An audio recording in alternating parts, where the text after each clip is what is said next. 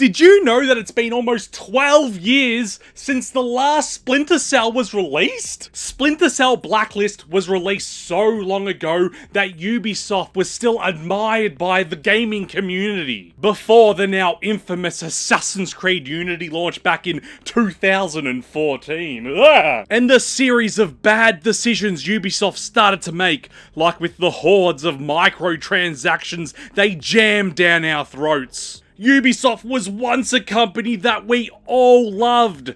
Assassin's Creed games were absolutely huge at the time. The Far Cry series was growing in popularity with its release of Far Cry 3 and Blood Dragon. And then there was perhaps one of their most beloved franchises of all time, the Splinter Cell series. There have been 6 main Splinter Cell games, all of which have reviewed quite well. The original probably the most highly, consistently reviewed of the lot, my favourite being Double Agent, the Xbox 360 one, not the weird extra release they did. When I look back at my time with the Splinter Cell series, I have always considered myself a big fan.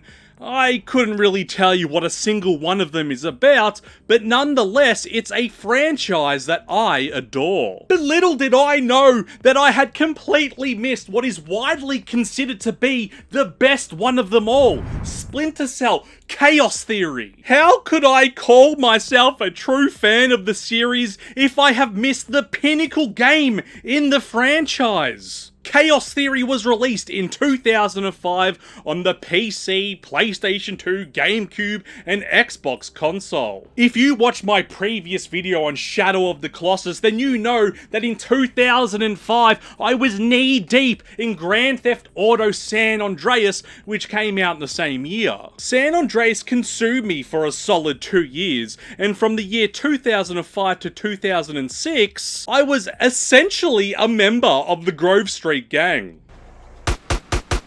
I had to make sure that I was treating my in-game girlfriends correctly and collecting these bloody horseshoes and seashells. The stealth genre of games has always been one of my favourites, Metal Gear Solid being my favourite franchise ever. Sadly these days the average Fortnite gamer doesn't have the patience for slow stealth games, and developers seem to ignore hardcore stealth games pretty much altogether. It's because of this that I'm forced to play retro games, play the original Splinter Cell, I played that like 6 months ago, Velvet Assassin for the Xbox 360, but replaying those games starts to get a bit repetitive and boring. And then I remembered that there was a Splinter Cell game I had never played before, and not only that, but that it was really good. So I got myself a copy of Splinter Cell Chaos Theory for the GameCube, but it's missing the manual.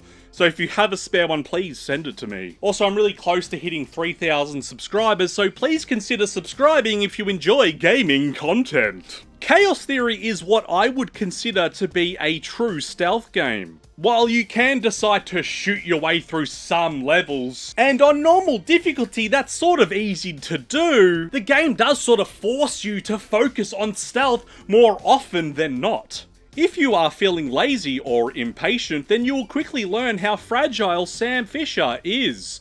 Although incredibly handsome and dreamy, he is just a regular person and will die after a few bullets. My god, Sam Fisher, he's so sexy. No, please, Mrs. Sam Fisher, don't grab me and interrogate me, please, no. Because of this, you are encouraged to play through each level slowly, silently, and most of all, thoroughly. Rush around corners or bust through a door, and you'll often find yourself looking down the barrel of an assault rifle. If you're lazy and you just end up killing everybody, then you might end up missing out on some important information that you would have gotten if you had interrogated that enemy. When I play stealth games, I like to imagine that the terrorists are only doing this because they need to feed their 8 children. So I do try my very best to spare all of their lives. Maybe this guy will reconsider his choices and open an ice cream store.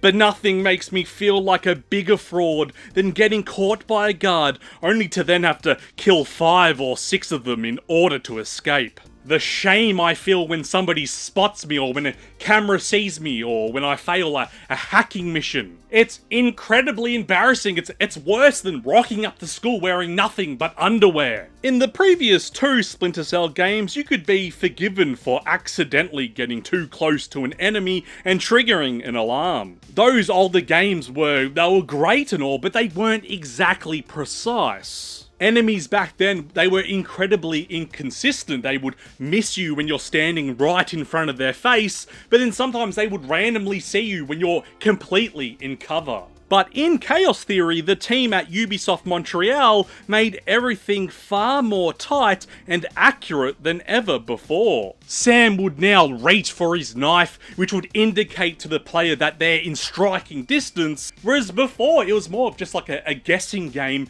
and you would either hit him or you wouldn't. And that would sometimes lead to some pretty embarrassing, awkward moments.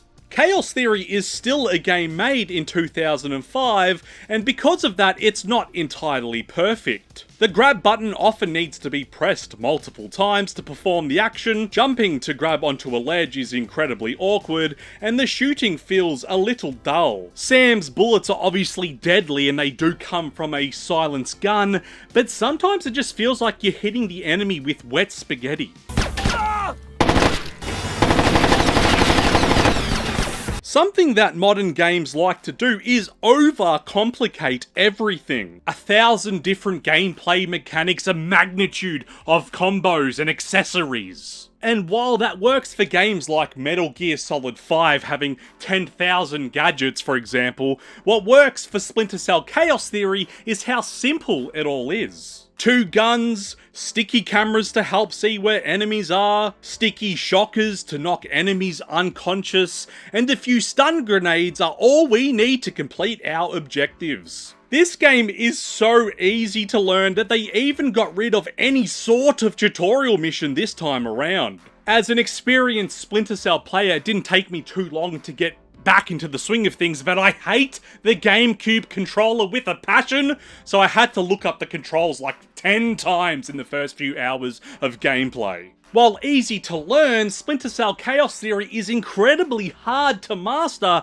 You'll still have fun stumbling your way through levels and triggering the occasional alarm and kill a few enemies, but in order to fully appreciate this game and complete each level 100%, you will need to master the controls and learn how to stay hidden. Not every light can be shot out, not every guard can be killed. And it forces you to think outside of the box in order to overcome the challenge. Older games also did this thing where they force you to restart whole levels. When you play any modern game, you pretty much die and your progress gets reset to like 2 minutes ago. But in Splinter Cell Chaos Theory, if you fail or die, you're reset like 20 minutes ago unless you're lucky enough to get a checkpoint. It can be pretty frustrating, but you get used to it, and you know, that's just the way games were back then. And the more you play, obviously, the more confidence you'll start to get. You will learn enemy behaviors more and start to second guess if you're well hidden less. And it all feels really accurate and fair. I never once blamed the game when I was caught. I knew that at the time it was a skill error, and I really love that. Previous games were far more linear, one pathway you need to take to complete each mission. Chaos Theory doesn't give you 1,000 ways to complete each mission like in a Hitman game, for example, but it invites you to explore more and keep your eyes open for that hidden path you might have missed before. It really forces you to immerse yourself into the game and the story and become Sam Fisher.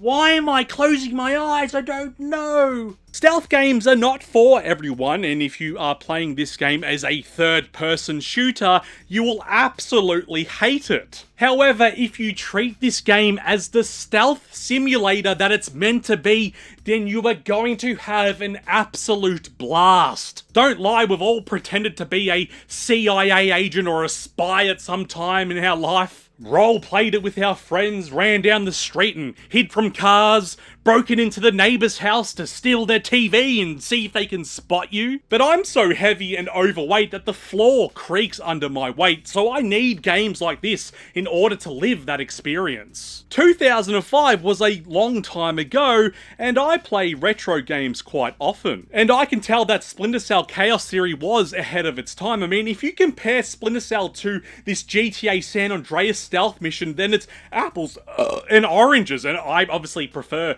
oranges, they're much more sweeter, so I'm saying that Splinter Cell Chaos Theory is oranges and San Andreas is apples. If you are to play this game today for the first time, then yeah, some aspects of it will feel outdated, especially the climbing. At times it can be hard to figure out what you can actually climb on. And the fall damage is insane. Like, I know Sam Fisher's like 40 years old, but he has the knees of like an 80-year-old man. Like I mentioned before, I couldn't even tell you what even one Splinter Cell game is about. At the time of playing each one, I'm sure I have a grasp of what is going on, but the story of each game always seems like an overcomplicated mess. But who am I to judge? Again, Metal Gear Solid's one of my favourite franchises ever, and who knows what the hell is even going on there? But I mean, look at this bit of dialogue from Chaos Theory. South Korean and US forces are using orchestrated retrogrades to channel individual NKA divisions along discrete corridors. I had to listen to that like 4 times to make any sense of it. It seems to me that every spy game or war game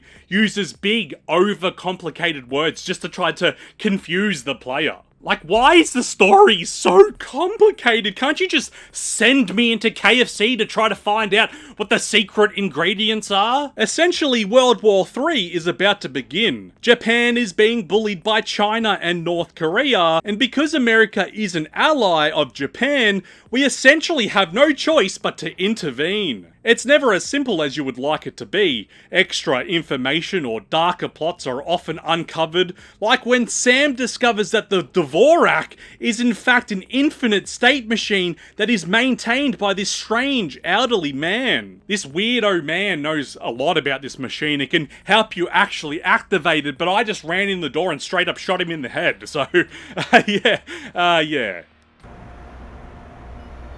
Fisher, you just killed an innocent man. Sorry. I thought he was the enemy. But this time around, I was determined to focus on the story and pay as much attention as possible. But I would constantly find myself zoning out, the TikTok effect. I need, that running game at the bottom of the screen to keep me interested. But I still needed Wikipedia to tell me what the hell was going on. But listen to this story, it's ridiculous. Tensions are running high between China, North Korea, and South Korea, and Japan due to Japan's formation of the Information Self-Defense Force. Considering this to be a violation of Article 9 of the post-World War II Constitution and blaming the ISDF for information warfare attacks against their countries, what are you talking about? Okay, let's keep reading. Sam Fisher is dispatched to the lighthouse on the Talara, Peru coastline. Okay, I'm sort of following now. To locate Bruce Morgenholt, an American computer programmer who has been captured by a Peruvian separatist group. Morgenholt was working on deciphering the mass kernel's highly advanced weaponized algorithms developed by Philip Mass. You guys are probably looking at me like I'm some sort of idiot, right? But you can't tell me that these games don't get you completely confused. What the hell is happening? I don't even know what I'm doing anymore. Generally, when I play these types of games, I don't play for the stories. I was able to follow along with 50% of the plot this time around, but there were some really cool moments that I thoroughly enjoyed. Finding out that North Korea wasn't actually the one that bombed the USS Walsh was actually a really big highlight for me.